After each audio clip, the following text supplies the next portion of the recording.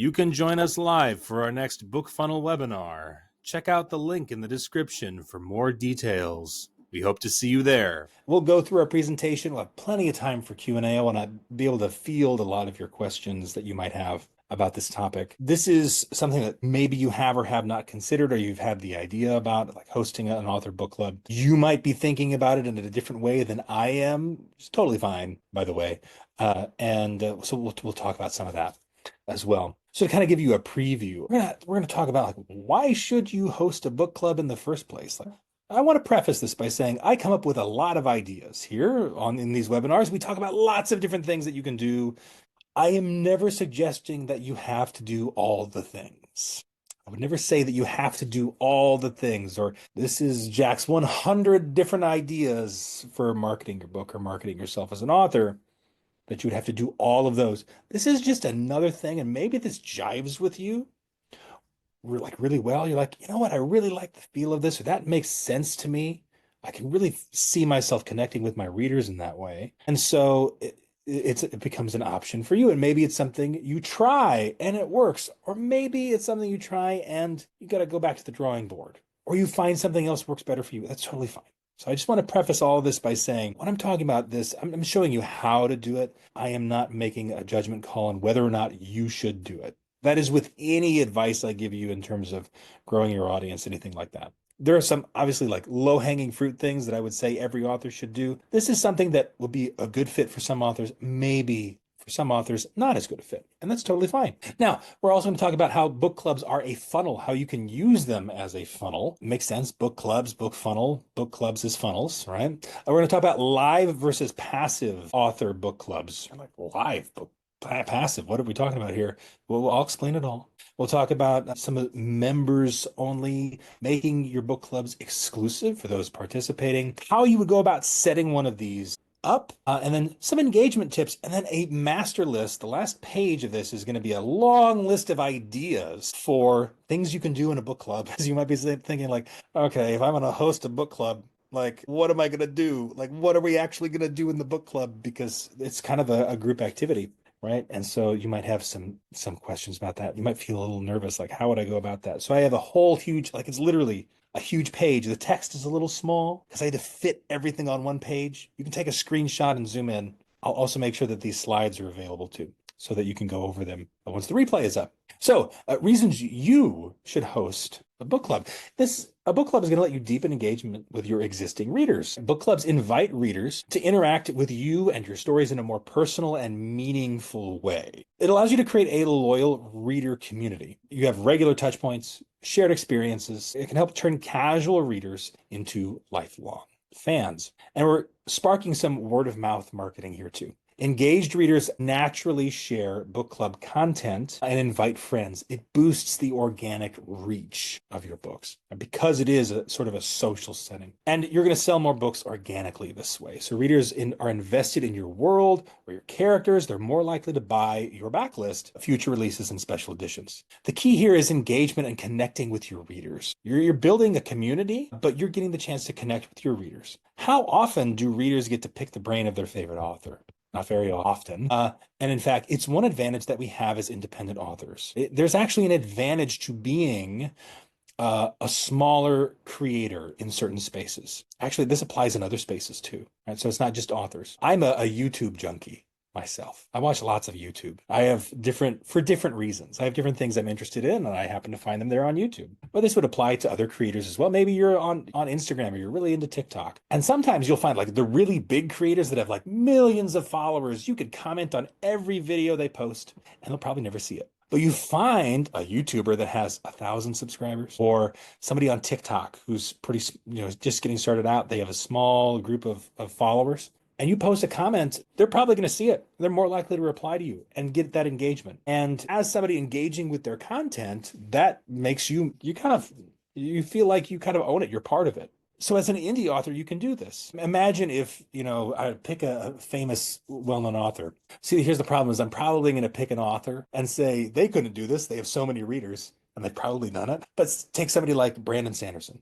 He's hot right now, right? Everybody's talking about him. right? And if he were to host a book club like this, you would have thousands of people in the book club. If he did it virtually, it'd be almost impossible to get any, FaceTime with the actual author, right? But you as an independent author, the fact that your audience is smaller is not a disadvantage to you. So keep that in mind. So book clubs as funnels. So you've got your lead magnet, let's say. Somebody signs up for your mailing list through the lead magnet. From there, we're going to send them to your book club. You can include a call to action in your newsletter. Maybe it's a thing you regularly post about, depending on how you're organizing it. And then they join the book club and participate in the book club. And from there, they're going to be invested now, and they're going to be more likely to then go on to read your backlist or whatever's left after your reader magnet, and then become super fans from there. So we're starting with a freebie typically. So your lead magnet might be the first step of this process, but you could theoretically, also tie in the book club with that reader magnet as well. And then through that discussion, and through guiding readers, you're going to nurture them to then go on and buy more from you. Obviously, I would recommend using BookFunnel integrations to trigger automated follow-ups in this regard. So you're going to save time by setting up those sequences in your mailing list service. But when people downloaded your reader magnet, if you have it integrated, they get added to MailerLite or they get added to MailChimp, and it automatically triggers that follow-up email. This is good just to do from the get-go, like if you're talking about a welcome sequence, but it's also good to trigger this aspect of your automation sequence. And if you have a whole welcome sequence of maybe 3+ emails, right, depending on how long your sequence is, this book club aspect could be part of that. So it's important to do that. It's also good to have these automations for some of the setup that we're going to talk about later. Depending on how you do this, if you go the passive route, a more passive book club, which I'll explain here in a little bit, these automations are what's going to save you. In fact, it's what's going to allow you to do that in that way. So a book club isn't the end. It's the start of a relationship. That's how I want you to think about it. So you're using your book club to build this lasting connection with readers who become your biggest advocates. You want to get them in the book club, right? Well, what's the purpose for getting them in the book club, right? It's part of this funnel, right? And it's to get them to become a super fan. Right? It flows logically. We want them to go from one place to the next. It's like we're kind of thinking of it almost like it's a physical funnel, right? From the top of the funnel to the bottom of the funnel, right? They do this, and then they go to this list on my mailing list, and then they click this button and they go on this other list on my mailing list, and we see them as being somewhere on our list. That information, that data is stored somewhere, right? We see it as kind of data. That's typically how funnels are analyzed and looked at, or like behavior and that sort of thing. But I want you to also think about really the end goal for your funnel is for them to become a super fan. And that's sometimes harder to quantify. It's not always quantifiable to say, like, who is a super fan? Well, if you have the chance to interact with them and face to face in some cases, or maybe that's over Zoom or whatever it looks like, or in this more intimate setting of a book club, that's much more likely to happen. Right? And that's also where you can confirm that it's happened too, because they're going to tell you. I really loved this about, this book or this part. This was my favorite part of the book. I recommended it to all my friends because of that. That's how you know. And that's not always easy to quantify. So I've mentioned this already, live versus passive book clubs. So a live and interactive book club. You can host this real time and have a real time discussion. Zoom is probably going to be your friend here, but there's other video platforms that you could potentially use. Zoom is your friend because obviously you're going to have readers from all over the place, but host it maybe on a specific time, or you can do live video. For example, like you could go live on a platform like YouTube potentially. But the benefit of Zoom is that people can actually interact, and it's more of a private setting. So Zoom is probably the number one place to go, is what I would say. And readers can ask questions and they can connect with you directly. They can have, just like we're doing here. You all showed up for this webinar. You're here to ask questions. You're here because you want to hear what I have to say. We very easily could be talking about my books if you were interested in them, which I'm not going to expect that you were. And in addition to that, we could interact on all of that stuff. So it's kind of the same concept. A passive and also kind of asynchronous book club is where you deliver the content on your own schedule, or really the reader's own schedule, through newsletters, through blogs, social posts on social media that readers can engage with at their own pace. And so the live and interactive book club has the one downside, which is that typically in a book club, people are going to be reading through a book. Maybe it's a book club that meets weekly and everybody's a voracious reader and they read one book a week, right? And that's how their book club operates. Maybe they meet less often, once a month, and or what have you. Maybe they still meet often, but they're only reading through so many chapters of the book, right? That's how book clubs organized by readers will tend to function. But you're hosting this around your own books. So if you're going to have the book club centered around your lead magnet or the first book in your series, for example, let's go with that. People are going to, it's kind of like boarding the train, right? The train's going to show up at a certain time. You got to hop on the train. And if you miss it, you got to wait until the next train comes, right? Likewise, the book club is going to start on this date. It's maybe going to last a month.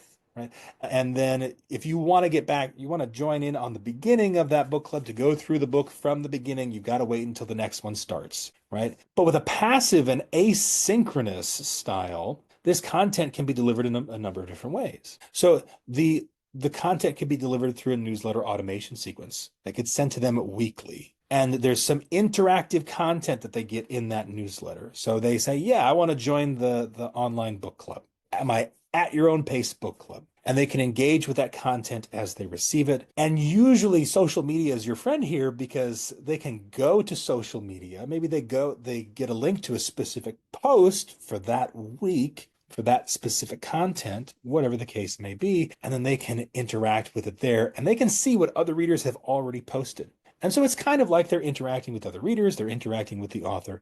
It's done on a more passive schedule, is the idea. Now, you can combine both of these aspects. You're not stuck with one or the other. So you can mix live events on Zoom, for example, with some scheduled emails that have some regular content they're going to receive or something more long tail. Audio is great here as a great way to deliver audio content and commentary. BookFunnel's short audio feature is really useful here. You could, for example, and I'm going to discuss this a little bit more later, deliver a short audio clip. You could deliver a short audio clip for each week, where you just take a few minutes to talk about that aspect or maybe that list of chapters that everybody was going to go through. Maybe they were reading chapters 1 through 4. Give a little bit of commentary in that audio clip and then include a link where they can go talk about it and discuss it, or what have you. So live book clubs, let's talk about what that would look like here a little bit more. So a scheduled Zoom or webinar session, again, is what I recommend. It should be at a regular time each week or each month.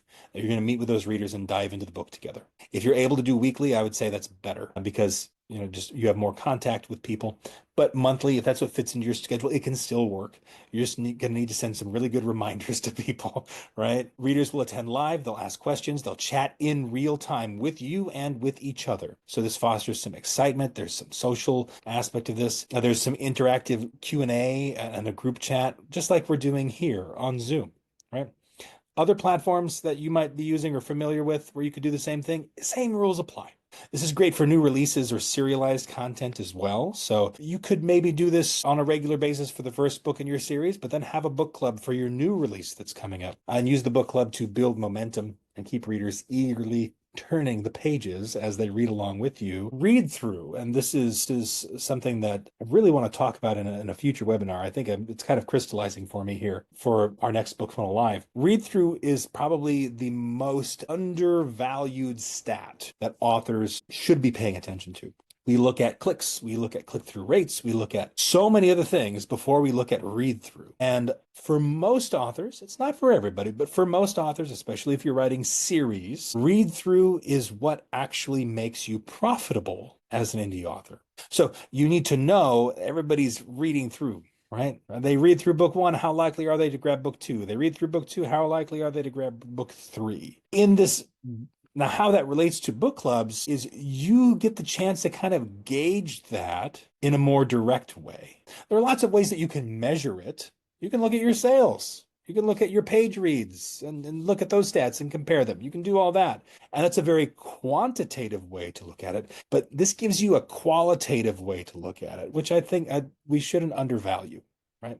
You get to actually talk to those readers in this more intimate setting and get a feel for how they felt after chapter 4, right? Before the big twist happens. And maybe you get this feeling that, oh, okay, well, everybody is, maybe they've been kind of let down so far up to this point. And you can kind of see how readers might get discouraged. Maybe that gives you some insight into how you need to go and maybe tweak some things, right? And I am not always an advocate for this, but your books are an asset. And so if you owned property and the basement started flooding, you would go and fix it, right? That's an asset. You have a book that people aren't reading through. They're getting to chapter 4 in book 2 and they're putting the book down. You probably need to go fix chapter 4, even if the book's already published, right? There's actually a TV series right now. Season 2 just came out. I happen to know this before I even saw it, but my wife and I watched through about halfway through episode 2 and we were done. Of season 2. We're not going to finish it. We're done. Now it's a TV show, much harder to go back and fix. For you, an indie author, much easier to go in and fix that stuff. And little bunny trail here, I know, but this gives you the chance to do that, right? Because you have more of actual insight into what's going on in your readers' heads. And so a BookFunnel feature that connects to this email collection pages, you're going to distribute those chapters or book files through a BookFunnel restricted page or email collection page, depending on how you're doing it, for some of that exclusivity. There's one way that you can do this, especially if it's new release content and that sort of thing. It's also really useful because it can be used to kind of trigger emails in the automation sequence, if that's what you're wanting to do. And then that also gives you some more quantitative data that lets you measure read through, right? Because you're delivering chapters, you're delivering chunks of the book at a time in some cases. You may not want to do that. You might just want to give them the whole book. That's totally fine. But in some cases, you might want to do it in that way just so that everybody's kind of focused, right? Sometimes doing it that way is better because readers don't feel tempted to read ahead of the group. So you do it however you want to, but that's one way that you could use it. Now, for passive book clubs, so how would that work? So we could deliver weekly content via a newsletter or a blog. And we're going to send scheduled or automated chapter notes, videos, even commentary straight to your reader's inbox. So it can be a variety of different things. We're not just giving them the book and say, here, have fun with it. We want to provide something extra. And that's where that commentary and additional stuff really helps. Readers are able to go at their own pace. There's some flexibility aspect to this, meaning anybody can start the book club at any time, particularly for established books in your series. Like the first book in your series, this could be good for, right? Because it's flexible. They can dive in whenever they want. They'll get those automated emails. Maybe you make all the content discoverable if they want to just go through it, right? However they want. And maybe you have a series of videos on YouTube that have your commentary that they can go through, and they could listen to them all in one sitting if they wanted to. They could read the whole book in one day and do whatever they wanted, right? Or you can deliver it in this kind of weekly sort of. But the point is that the readers have busy schedules. They might not be able to jump in on a Zoom, or, who knows, maybe they're a massive introvert. That's totally possible as well. And that social setting, it makes them nervous. Or they could do it, consume the same kind of content in a more passive way. So you have embedded audio with commentary, chapter breakdowns. This is the kind of stuff that you would include here in a passive setting because you don't have the ability to talk to them face to face. If I'm going to be doing a Zoom call, I'm going to have my notes for each session of the book club, and I'll know, okay, I need to talk about these things. These are the things that have come up in the book so far.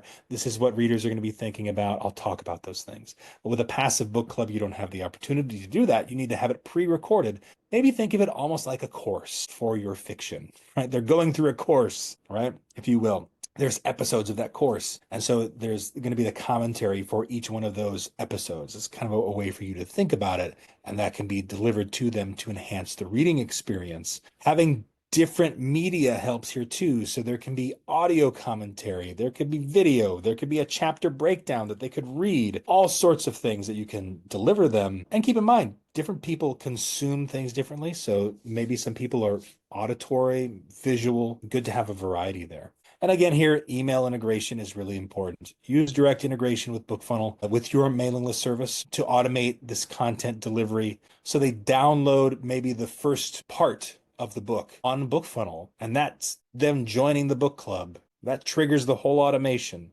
That then delivers the subsequent links in that whole email sequence, right? You can do it all that way. And in short audio, this BookFunnel feature, I think, really shines here. Short audio allows you to upload a single MP3 file of up to 120 minutes. I think that's like, that's 2 hours. That would be a really long book club. I don't think you would need to do that. Maybe something short, 10 minutes, but they can still get it through BookFunnel. So you can also then see like who has downloaded it. Or you could use other BookFunnel features with it as well. This means that you could put your short audio commentary for the first part of your book club, your passive book club, they can go through at their own pace, in BookFunnel group promos alongside your reader magnet. Let them download your reader magnet. Oh, hey, here's the short audio commentary from my, at your own pace book club. And you're then recruiting for your book club in that promo as well, right? So you're sharing just those bite-sized audio episodes. I wouldn't do anything too long. Commentary, whatever makes sense. And I'll have a big list of ideas here for you. So you want to build exclusivity though. And so think of it like it is a club, right? It's kind of a members only situation. We want to restrict access in some cases where it makes sense. We don't want to be too restrictive, right? But doing some amount of restriction creates a sense that they're a VIP. There's some value in that by only allowing access to members or subscribers. So members of the book club, right? Maybe anybody can get the first audio commentary, but the subsequent commentaries are going to be delivered to you on a weekly basis, and you'll only have access to that. Or if we're doing the live book club, right? Those weekly chapters or those weekly content commentary episodes are still going to be through maybe a BookFunnel restricted page so that only the people who are actively in the book club can get access to it. That's maybe the whole point. Maybe you don't want to do it that way and you want to just have it all out there for everybody, to find. That's fine. But I'm asking you to just like think of it from a psychology angle, right? There's something about like having to be at a certain place and time or having to be signed up for something that kind of makes you show up. Same thing for your readers. You're not tricking them or anything. It's just understanding human psychology. So bonus content, behind the scenes, author Q&A, you can reward them as well. And it feels like a reward. It feels like an extra goodie that they get for being a part of the book club. And so this is kind of going beyond an extra step here. Maybe they get a bonus short story when they get to the end, the final episode. You can only get that from being in my book club. That's the only way you get that short story, right? That exclusivity is key. And I've already mentioned this here, BookFunnel restricted pages, they allow you to control who gets in with that private page that is only to your email list or the member. Really, it's a list of emails. When I say invited members, what I mean is you would have to put them on a mailing list in most cases, and then restrict that page or connect that page to that list. So if you're using MailerLite, you just create a group or list that has the members of your book club on that list, and only they can access whatever's connected to that restricted page. And then this is also great for Patreon style tiers or street teams as well, to kind of give you another idea. Outside of this, you can use your book club as a premium offering for paying supporters, even. Maybe that's how you want to run this, if that's the position that you're in, or launch team members too. Right? Maybe you have, think about it. We ask readers to do a lot for us sometimes, give us feedback. If they're beta readers, write reviews, right? If they're ARC readers, why not do that in a more of a book club style and host it in this way? Restricted pages help facilitate that is what I'm trying to say here. But those two ideas marry very well, which is that I can take my ARC readers through a book club experience that's going to make them stick around, read the book, and actually be more likely to follow through on the review. Because when I send you an email that says, hey, please review my book, versus me staring at the camera saying, hey, I hope you really enjoyed the book. If you did, it would mean so much to me if you wrote a review and posted it on Amazon. And yes, I'm intentionally looking at the camera here, but you get the idea. You connect with your readers in that way. So setting it up with BookFunnel, create email collection pages to collect addresses from interested readers and deliver your starter content, whatever that is. Maybe it is the reader magnet itself, the ebook. Maybe it's that first episode of the audio commentary. Whatever you want that initial piece of content to be. And this, I would say, it doesn't matter whether you're using a live or passive style. You probably be a good idea to have something static and passive that recruits people for it, regardless of which method you choose to go with. Have some starter content, like a book club magnet, if you will, right? That can get people started. and use an email collection page for that. You're delivering it and getting them on that list all at once. It's just easier. We just talked about restricted pages to gain access to each chapter or discussion or whatever extra it might be so that it's exclusive to those members. And direct integration. I've mentioned this a couple times. This can automatically trigger welcome sequences. Important to note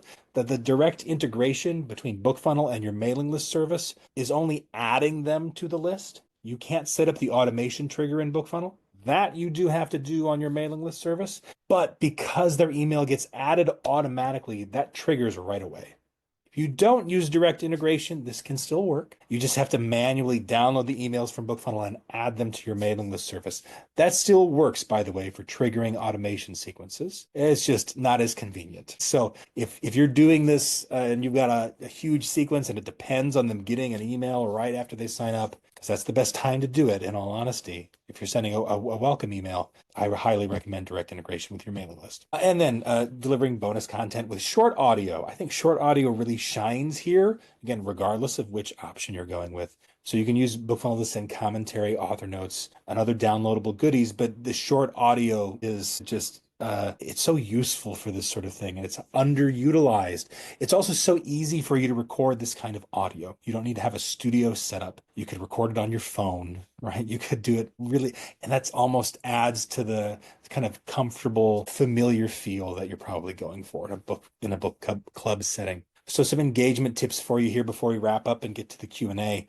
You want to ask questions at the end of each chapter or session to then prompt the discussion and reflection. It should be simple, but generally open-ended questions are best. You want to get their gears turning. You want to get them thinking about what they just read. So you can actually put this at the end of either each chapter or each section or whatever it is it's going to be in that session. So if you're breaking the book down into chunks, this works really well because you can just put that at the end of the ebook. You could also include it as a separate audio clip, asking them some questions. Either that is the book club session itself, as them listening to that audio, or they get that audio and then they attend the live Zoom call later and you kind of primed them for the discussion. You don't want anybody showing up feeling like they don't know, right, what happened, or maybe they were really busy that week. They had to take their kids to soccer and doctor's appointments. They didn't get the chance to read the whole session, but they still want to participate. You could include a summary and that they could listen to really quick. That gives them an idea, as long as obviously they're not afraid of spoilers, so they can still participate, even if they didn't have time to do that week's reading, right? You want to encourage replies and comments. So replying to you by email, even comment threads. This could be on social media. Maybe you use a Facebook group. A Facebook group could be useful for this. Private Facebook group, maybe. And you have specific threads for each session. Encourage people to comment there. Wherever it is you have them doing this, private groups could be useful for that. There's other social platforms as well. And I have some ideas on social platforms. We'll maybe get to the Q&A here because I know there might be some questions on that. Because social platforms also have some element of discoverability, so people could stumble upon this content there as well. And so that's useful. And when there's comments and stuff going on, that also makes that stuff more visible. And then obviously we want to offer some incentives. There has to be some reason, right, that we want to get them to participate. So I recommend some small rewards. Try to make them personal whenever possible. So shout out readers for their insights. The book club, here's the key. The book club is not about you. It's not even really about your book. It's about your readers. So if you're in a session and one reader has a really great insight, point that out. Point that out right then and there, hopefully, but then remember it and bring it up in another session. Do giveaways. That's another thing that you can do. That's an incentive, and it seems kind of obvious, but maybe try to find a way to make that personal. Personalize it. Maybe it is a signed paperback that you're going to sign specifically for that reader with a custom message. And then also early access to your new content or new books that you're going to be releasing. This is also a great option for offering incentives. All right, here's the big page, the master list of book club ideas that I promised you. Everybody hold your breath for a second because it's going to be a really, really long list. It's just going to go here. I'm not going to have the chance to read through all these, but I will point some of these out. They're divided up by type. So there are live book club ideas, passive ideas here for passive book clubs, and then kind of a hybrid if you're doing that. So these are literally like kind of like if you had if you're going to have these sessions, you're going to want to plan them out. What are you going to include? I would do things like, for example, you may do a live writing prompt. So you let the audience give you 3 random words and write a micro scene on the spot based on their input, or do group prediction votes where readers get to vote in real time what they think is going to happen next. For passive ones here, we have mini weekly missions, challenge readers to create fan art, or make a themed snack, or write a what if scene for a side character. Give them something to do. You can also do an Easter egg tracker where you encourage readers to spot hidden references or cross-series links and track them in a worksheet. And some more here. So obviously you've got things like I'm trying to pick one that would be really exciting here. Monthly roundtable recaps to end each month with a recap email, an optional live Q&A. This is a hybrid option here where you might do the live book club a little less frequently. So all kinds of ideas. I recommend you take a screenshot, but this will be included in the not the show notes. Well, sort of the show notes with the episode on YouTube. I'll include a link to these as well. So you can download them and go through this and browse at your leisure. All right. So that brings us to the end here. I'll leave this page up so you guys can also kind of browse it a little bit. Emma is here with us. What questions do folks have so far? I know there's a little bit of chat going on. Yeah, Deborah is saying, I know an author who calls their newsletter book club, but what Jack is talking about sounds like this is in addition to a general newsletter. So I would have my general newsletter that goes out to all my subscribers. And then the next question is, and also a select few subscribers who want exclusives from the author. Is that kind of the process? Yeah. Yeah. And it's in particular, it's about having that personal connection with the author, right? With you. So being on your newsletter is going to be that's a passive strategy. It's effective, right? They're going to get weekly, bi-weekly, monthly updates from you and that sort of thing. But giving them the option then to opt into something else, right? They're going to go, it's kind of like concentric circles. So on the periphery are the readers who are reading your books but aren't on your newsletter. Maybe they found your books on Amazon, what have you. They may be reading your books, they found them, but they're not on your newsletter yet. And so then the next circle in from that is they're on your newsletter. So at the very least, you have their contact info, right? But they might not be super engaged. If we only have those 2 layers, there's not a whole lot of depth there. Now, some readers are going to be perfectly happy on that outer layer, and they're going to keep track of you on their own, and they're going to get notifications for when your next release comes out. They're going to follow you on Amazon, so Amazon will send them an email, and they don't want to be on your newsletter. They just like what you write, and that's it. They're going to kind of be at arm's distance, and that's fine. And then the folks on your newsletter, they want to get updates from you, depending on what that looks like. But this book club is like another layer deeper. It's another circle. And this is where they're getting to interact with you in a more direct way. Whether that's doing this live book club style read through of the books in your series or your upcoming release, or even if it's the passive style, there's still, especially if you use audio, it feels more intimate. It feels more like you're making a connection with the author. And again, this is something that indie authors can leverage in a way that authors who have huge followings. If I tried to pitch this idea to, again, like I said, somebody like Stephen King doesn't need to host a book club. It literally doesn't need to. He just writes a book and he makes his money and he's good. But imagine the number of readers that would like to sit down and have coffee with Stephen King, like pick his brain, and will never get the chance to do so. You can be that for those readers, right? And I'm not saying like a replacement for, right? Like it's not like, oh well, Brandon Sanderson doesn't have a book club, so the next best thing is this guy. No, that's not what I'm saying. You're offering an experience that at that level, some of those authors can't, right? So that's the way to think of it. They're coming in a step closer. And yeah, some authors do call their newsletter their book club. And that's not even a bad thing to call your newsletter, in fact, depending on what kind of content you're delivering in your newsletter. However, this is a more specific idea, which is that we're going to actually host a book club, whether it's at their own pace or live. Alrighty, and Vicky, she says she hasn't come across this idea before.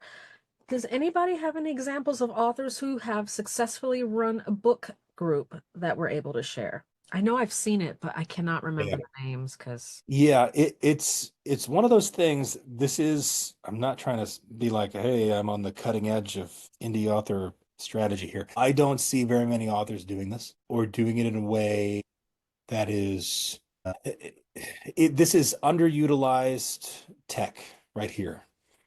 This is something that is not really being leveraged right now by a whole lot of authors. You can there are some perhaps some different examples. For example, Oprah's book club, right? Oprah's got a book club, right? I grew up watching Oprah on TV. I'd come home from school and my mom would be watching Oprah, and I'd catch some of it. This is something that readers like to engage with because they like to have more of an interactive experience with a book, with a group of readers. It enhances their experience. So just the idea of book clubs themselves, I'm sure some folks will have some other great examples of this out there. But Vicky, maybe you're going to be an example of it, right? It's something that I am actually very interested in doing myself. However, I wear a lot of hats. So Kay just chimed in here. Lucy Score does live author events. Yes, so there's that. Also, and I just as she said that, I just realized should friend of BookFunnel, legend actually, Katie Cross does something similar. It's every Friday, and she calls it Coffee with Katie, I believe is what she calls it. So it's not explicitly a book club, but it's along these same lines, and it's a chance for her readers to join her live and interact with her. It's kind of like a book club in that sense. To take that idea and make it more in this book club sort of style is just kind of putting a few parameters on, okay, this is what we're going to do in this context. So yeah, there are authors doing things like this. And maybe you don't want to explicitly call it a book club. Like, Jack, book club's not my thing. Like, I'm not sure about that. Totally fine. And depending on your audience too, right? Maybe the idea of a book club would really resonate with romance readers. Maybe your military sci-fi readers are like, book club? What? Maybe you'd have to use a different term. I don't know, maybe. So, you do you, as they say, explore it a little bit, come up with some branding that matches your audience and see how you go. Okay, we have something here from Patty. I had a book club live from Arizona to readers in Ireland, which for me was at 3 a.m. the Sunday mornings. We do what we must for our readers. Yes. And this is the crux of it here.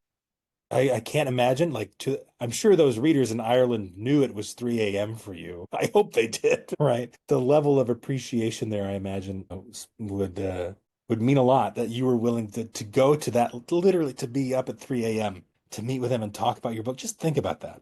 It's the law of reciprocity, right? You did something for me, and therefore I will do something for you. And before you ask your readers to do something for you, do something for them. This is the whole concept of a reader magnet, for one. I'm going to give you this free book. If you like it, great. It's free. You can't say no to free. I'm giving it to you, right? That's using kind of the law of reciprocity. But here in this case as well, getting up at 3 in the morning on a Sunday to host a book club for your readers across the world, those readers better love you. They better appreciate you. And I'm sure they do. Like I would not be surprised at all. All right. Because you're going to that length to interact with and engage with them. So it builds that connection. And it that's what builds a bond. That is how human, at the end of the day, we are all human beings, right? Right. I don't know about you guys, but I am.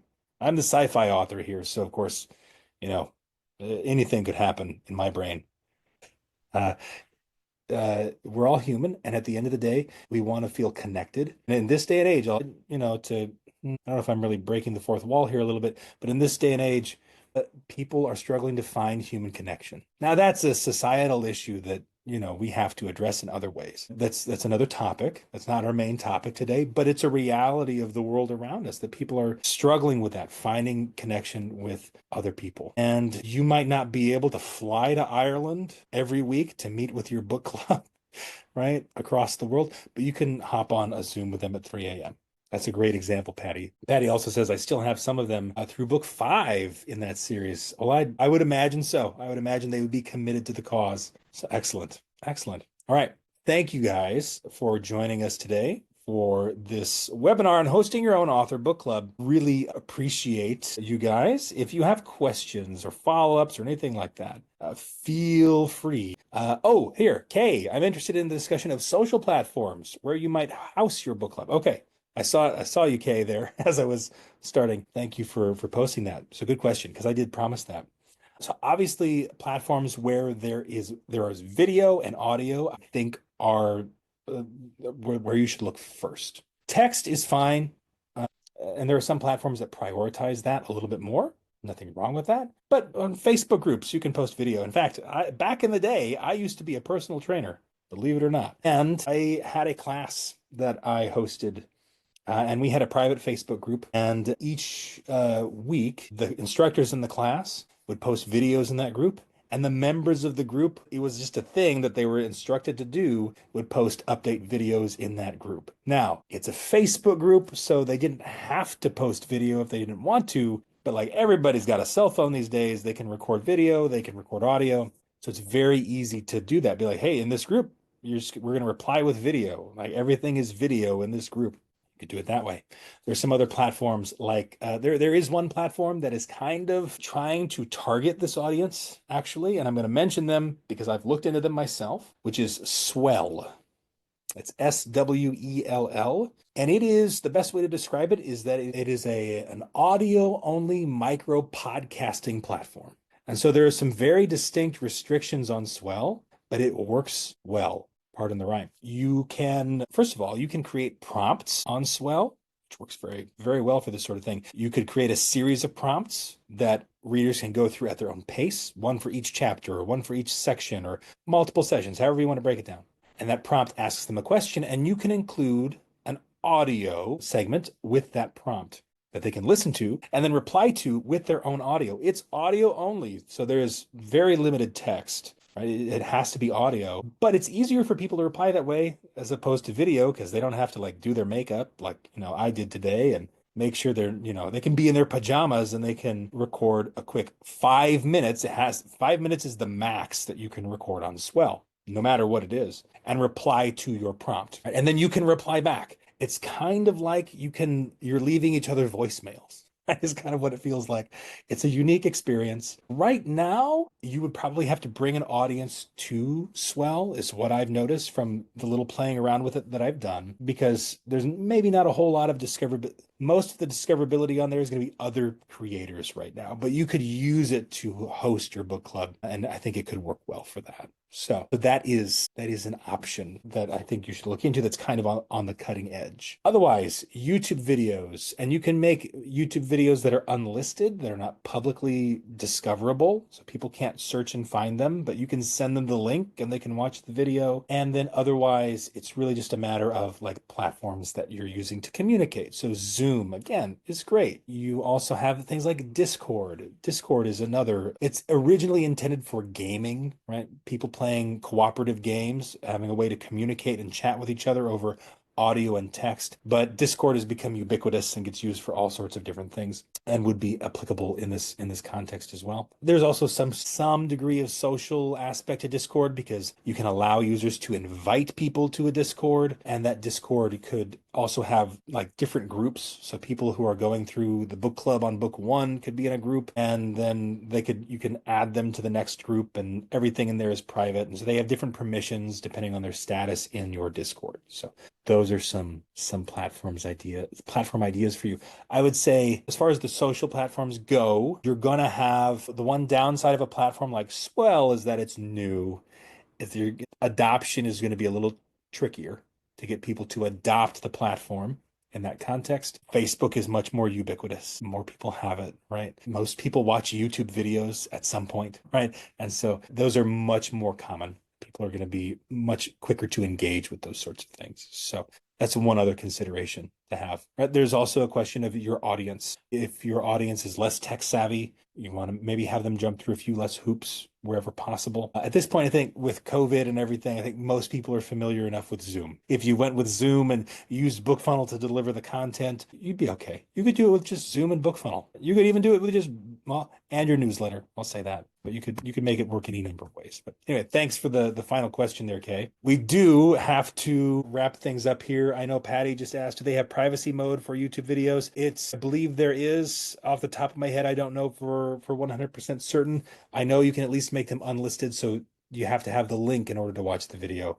It means people won't find it by, it won't be on your YouTube channel. It won't be visible to them, and it won't be discoverable in search. Anyway, thank you folks for joining us today for this webinar. I have to hop over to the next one that Emma's going to be hosting on 3 months of newsletter marketing in 30 minutes. I botched the original title of this one, so I'm going to have to apologize to Emma about that when we get over there, but hopefully you'll be joining us for that one. If not, I will see you all in the next one. Have a great day, folks. Thank you for joining us. Thank you for watching. Check out these other videos from BookFunnel, and don't forget to subscribe to the channel.